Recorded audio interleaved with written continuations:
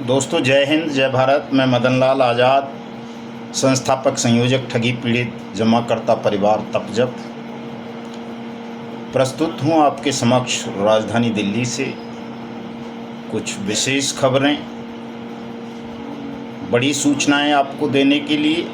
तमाम साथियों से अनुरोध करूँगा कि सब साथी मेरे वीडियो संदेश को पूरा सुन लें ताकि आपको पता चल सके कि कैसे आप अपनी ठगी हुई रकम ठगों के खूनी पंजों से वापस ले सकते हैं।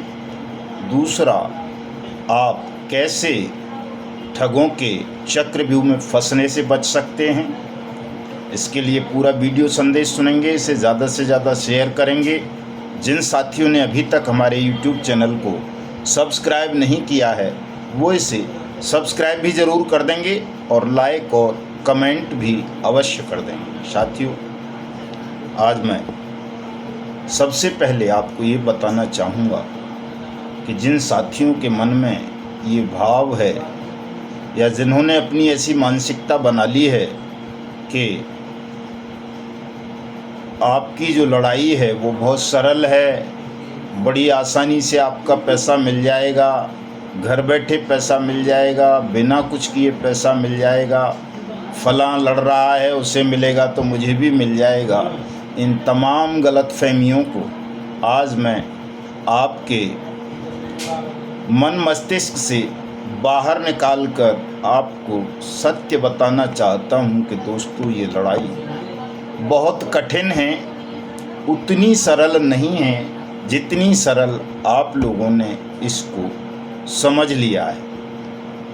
अनियमित जमा योजनाएं पाबंदी कानून 2019 बन जाने से पूर्व तो ये लड़ाई और बहुत ज़्यादा कठिन थी, अब थोड़ा सा सरल हुई है, चूँकि अब भुगतान की गारंटी का अधिकार देश के प्रत्येक ठगी पीड़ित को मिल गया है और बाकायदा एक गारंटीड टाइम बाउंड एक्ट आपके भुगतान के लिए अनियमित जमा योजनाएं पाबंदी कानून 2019 के रूप में बना दिया गया है। उसे पूरे देश में लागू कर दिया गया है। कानून के अंतर्गत देश भर के सभी राज्यों में सक्षम और सहायक सक्षम अधिकारी नियुक्त कर दिए गए हैं। उन अधिकारियों की ड्यूटी है वो अपने अपने क्षेत्र में, अपने अपने ज़िले में, तहसील में, डिवीज़न में भुगतान पटलों की स्थापना करके अपने अपने क्षेत्र के ठगी पीड़ितों से भुगतान के आवेदन लेंगे और उनके आवेदनों पर कार्रवाई करते हुए उनका पैसा वापस करेंगे। ये तमाम सक्षम और सहायक सक्षम अधिकारियों की अनिवार्य ड्यूटी बनाई गई है दोस्तों वाट्स एक्ट 2019 के अंतर्गत। इस एक्ट को आप सबको खरीद कर पढ़ना चाहिए ताकि आपकी समझ में आ सके, आपको पता चल सके इस कानून के विषय में कि कोई व्यक्ति आपको बहका नहीं रहा, भ्रमित नहीं कर रहा, बल्कि बाकायदा ये एक कानून बन गया है, कानून पूरे देश में लागू हो गया है। इसके अंतर्गत सक्षम और सहायक सक्षम अधिकारी अपॉइंट कर दिए गए हैं, फास्ट ट्रैक कोर्ट गठित कर दी गई हैं, तमाम राज्यों के अधिकारियों को, पुलिस वालों को भी प्रशिक्षण दिया जा रहा है। 1 जुलाई से पहले ये काम हो जाना है साथियों, चूँकि 1 जुलाई से नया कानून जो तीनों संहिता हैं, न्याय संहिता, भारतीय न्याय संहिता, वो भी लागू होने जा रही है, जिसमें ठगों को मृत्युदंड का प्रावधान किया गया है। और इस एक्ट में, जिस एक्ट को मैं पढ़ने की आपसे रोज़ अपील करता हूँ, इस एक्ट में ये लिखा गया है कि आपकी जमा राशि का 2 से 3 गुना पैसा 180 दिन में आपको सरकार वापस करेगी। और एक कमी थी इस कानून में कि सेंट्रल डेटाबेस नहीं बना था, लेकिन अब सेंट्रल डेटाबेस भी भारत सरकार ने बना दिया है और वो बाकायदा काम करने लगा है।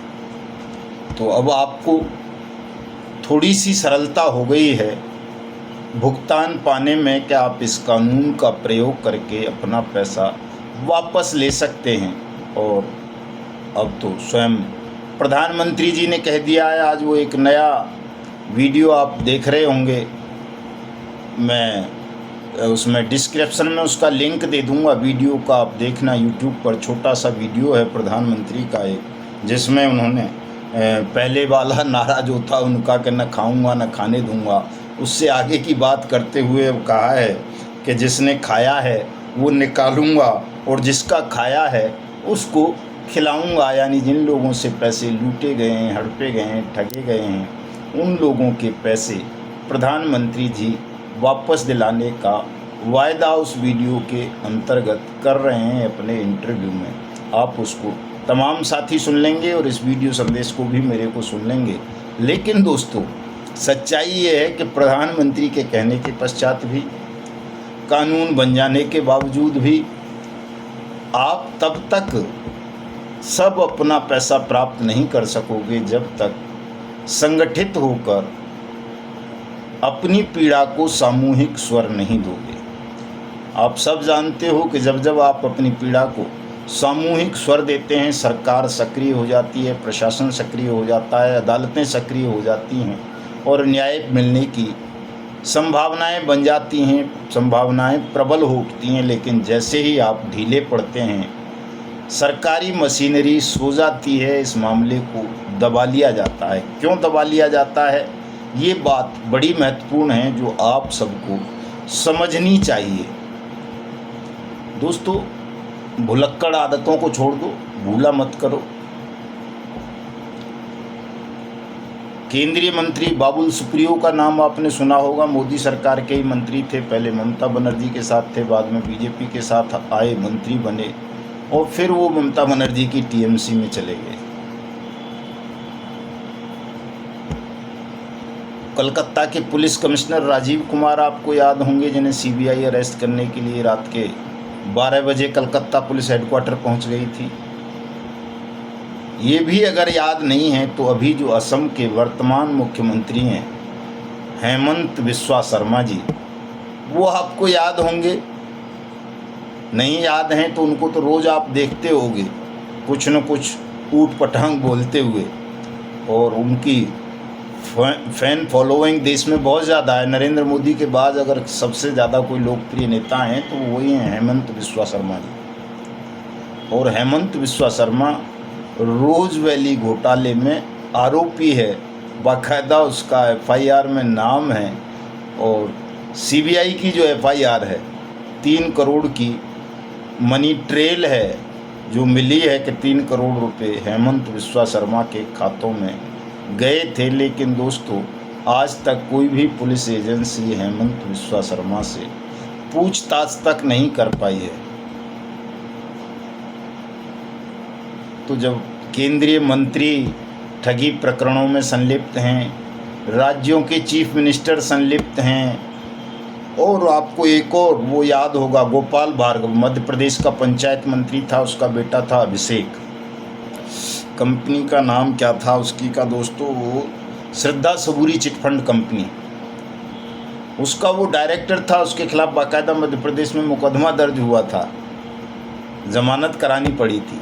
तो आप समझ सकते हो। और बहुत सारे नाम हैं, मैं किस किस के गिनाऊँ। PACL पल्स का आपको पता है कितने बड़े बड़े लोग उसमें इन्वॉल्व थे, सहारा इंडिया समूह का पता है, शारदा स्कैम का पता है आपको, पिनकोन का पता है, साईं प्रसाद का पता है आपको, समृद्धा जीवन का पता है, राजनाथ सिंह जी की कंपनी थी, उनके रिश्तेदार की जैकरसन राणा की KBCL कल्पतरू का पता है, करम भूमि का पता है, मायावती जी की कंपनी थी बाइक बोट, उनके जिला पदाधिकारी की संजय भट्टी की, उसका पता है आपको। मितेश अग्रवाल आपको याद होगा, RMCL वाला, वो राधे श्याम याद होगा आपको, फ्यूचर मेकर वाला, साइंस सिटी वाला, क्या नाम है उसका अपना, जो दुबई भाग गया है, राशिद नसीम याद होगा आपको।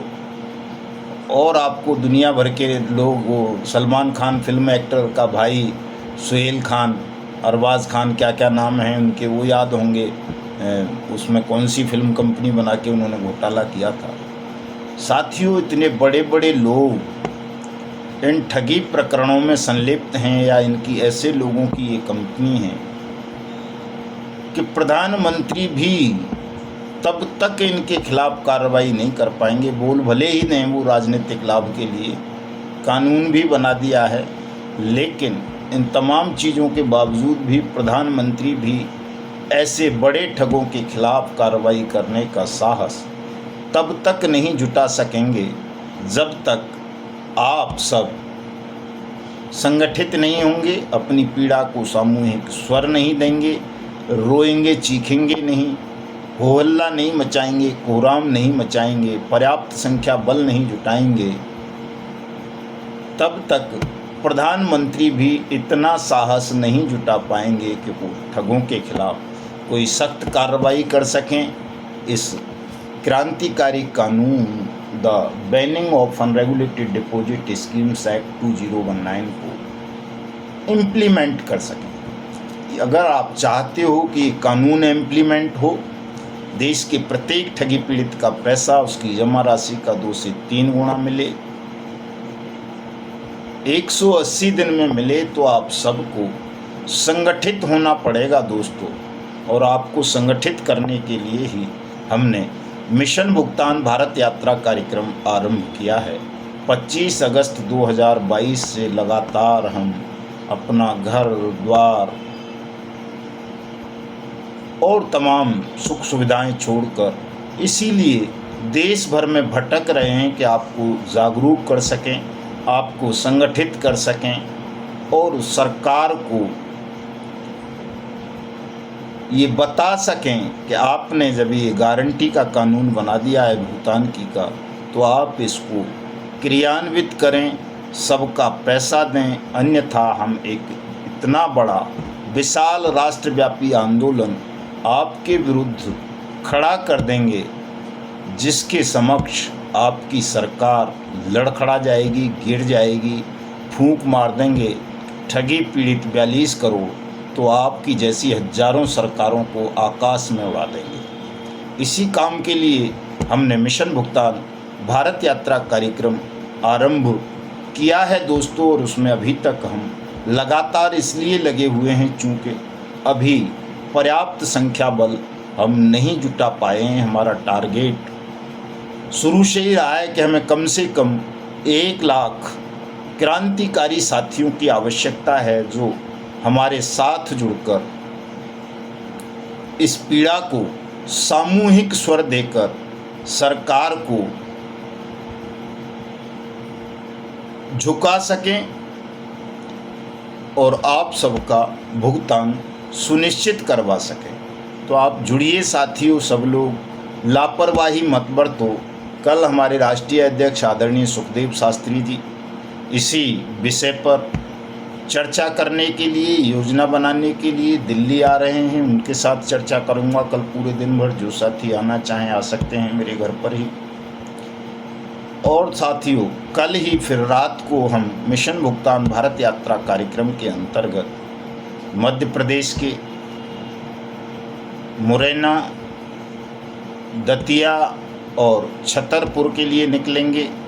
और प्रयास ये रहेगा कि उत्तर प्रदेश की भी झांसी और ललितपुर को इसी यात्रा के तहत कवर कर लिया जाए, और साथ साथ राजस्थान के दौसा, अलवर और वो जो तीसरा नया ज़िला बना है एक बहरोड कंवर सिंह यादव साहब वाला, उसको भी कवर कर लिया जाए। तो मैं तमाम साथियों से ये अनुरोध करूँगा कि साथियों, अब उदासीनता को छोड़ दो, तनाव को त्याग दो। अब चुप रहने का समय नहीं है, बड़ा स्वर्णिम अवसर चल रहा है। इस समय आपका मौन, आपकी सुस्ती, आपकी उदासीनता आपके लिए घातक बन जाएगी, चूँकि ठगों के हौसले पुनः बहुत प्रबल हो उठे हैं और उन्होंने नया तरीका निकाल लिया है। दोस्तों, अभी मैं एक खबर पढ़ रहा था, देहरादून उत्तराखंड की खबर है, बहुत भयावह खबर है। हालांकि वैसे रोज़ाना आती हैं, लेकिन ये बड़ी खबर इसलिए बन जाती है कि 123 घंटे तक एक बड़े व्यापारी को ठगों ने हाउस अरेस्ट करके रखा और उससे 1,13,00,000 रुपए की गिरफ्तारी हो ठगी की।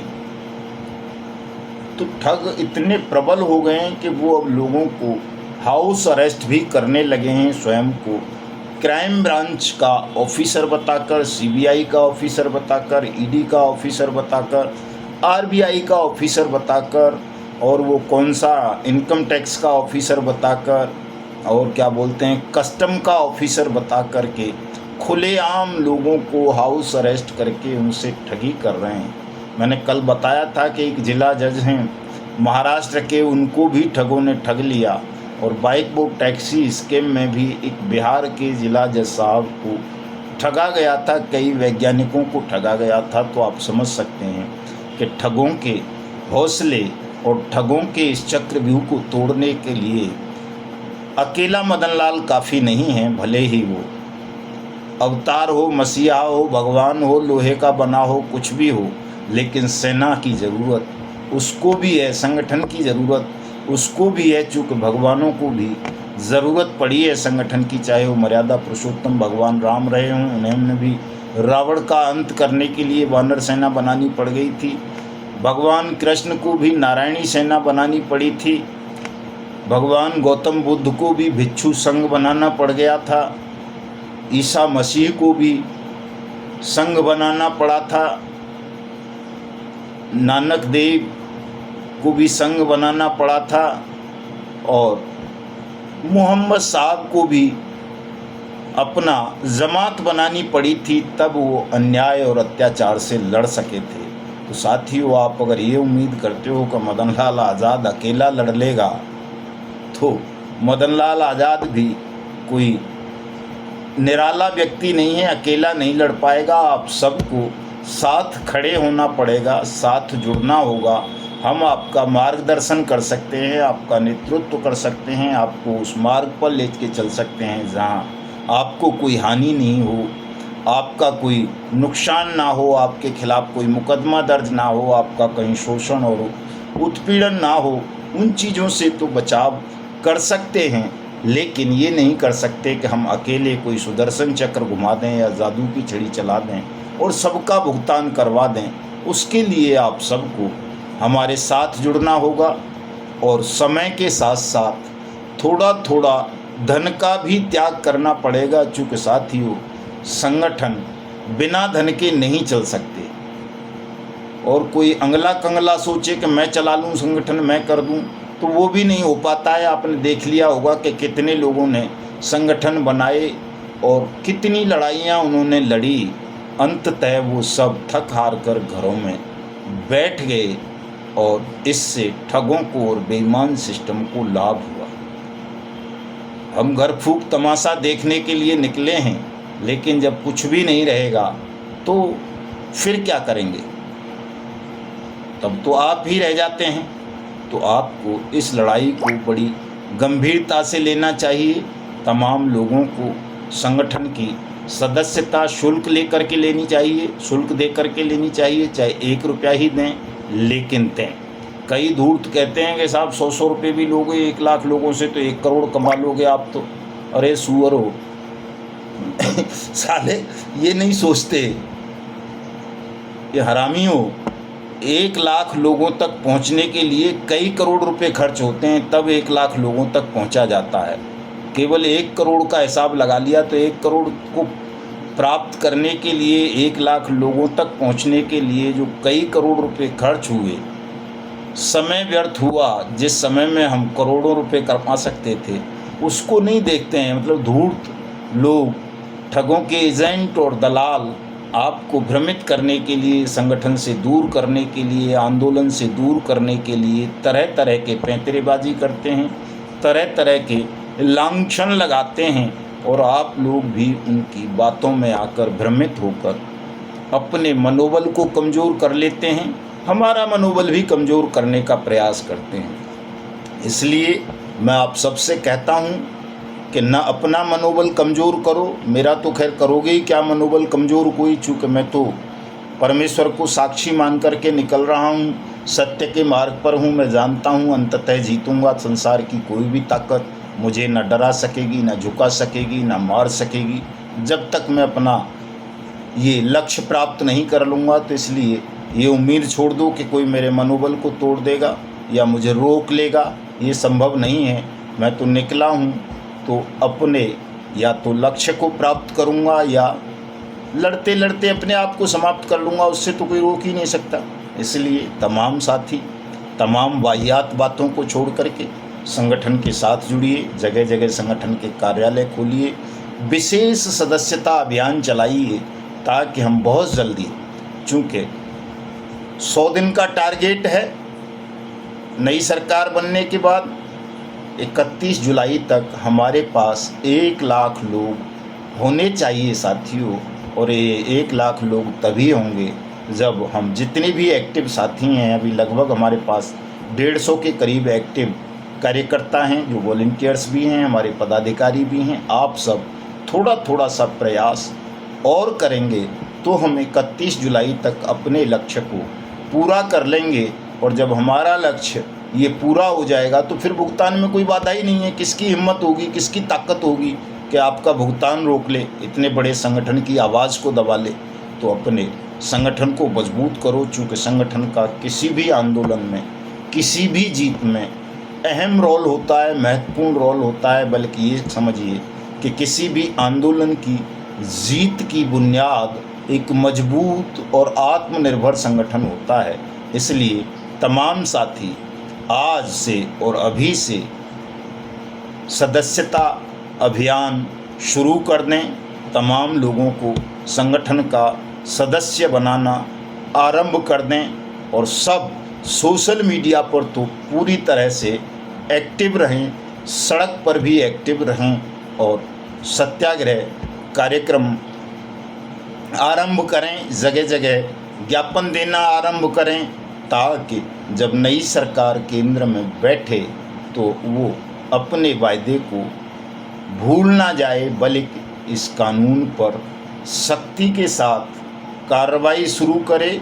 और प्रधानमंत्री को भी लगे कि मेरे साथ पूरा देश खड़ा हुआ है, इसलिए मैं किसी हेमंत बिस्वा शर्मा जैसे या बाबुल सुप्रियो जैसे या अभिषेक जैसे या किसी और दूसरे ठग जैसों से डरूंगा नहीं, झुकूंगा नहीं, दबूंगा नहीं। जो वचन मैंने देश की जनता को दिया है, वो क्या कहा था कि न खाऊंगा न खाने दूंगा, जिनका लूटा है उन्हें लौटाऊंगा, जो मैं अभी पढ़ के सुना रहा था, वीडियो दूंगा लिंक में, उसमें सुन लेना ठीक से उन्होंने क्या कहा है। उस वचन की वो निर्भय होकर पूर्ति कर सकें।